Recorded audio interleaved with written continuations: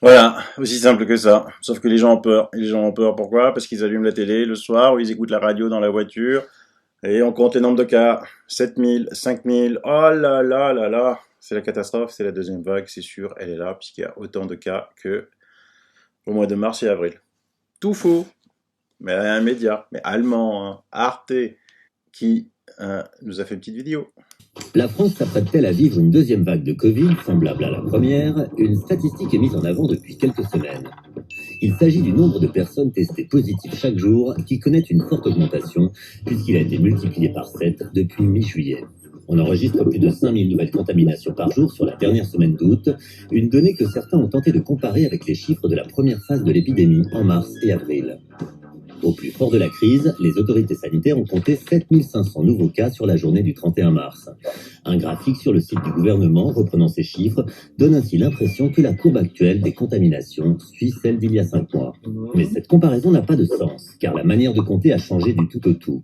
Actuellement, la France pratique près de 700 000 tests par semaine, alors qu'en mars ou avril, faute de capacité, elle ne dépassait pas les 100 000 tests. Seuls les malades les plus graves étaient dépistés, une infime partie donc des cas positifs. Si on avait pratiqué à l'époque la même politique de test qu'aujourd'hui, le nombre de nouvelles contaminations chaque jour aurait été sans commune mesure avec les chiffres actuels. L'Institut Pasteur estime ainsi dans une étude qu'avant le confinement, au plus fort de la crise, le nombre de contaminations quotidiennes était compris entre 180 000 et 490 000. Si la vigilance reste de mise, elle doit aussi s'appliquer aux comparaisons trop alarmistes. Voilà, lors de la première vague, si on avait testé autant qu'aujourd'hui, on aurait eu jusqu'à 480 000 cas positifs par jour. Donc les télés, elles pourraient... Elles ont raté ça, les télés, égrenées.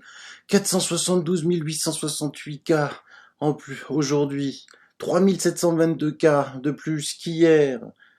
Hein? Eh ouais, elles ont raté ça. Quel dommage. Et donc aujourd'hui, vous pensez bien que 5 000, 7 000 cas, dont vous avez entendu dire professeur Raoult, 30 à 40% sont faux. Qu'est-ce que c'est? C'est rien. Pour ça, on embête les gens. Pour ça, on oblige nos enfants à porter les masques. Attendez, c'est quoi? C'est une maladie mortelle. Il n'y a personne en rien. C'est quoi?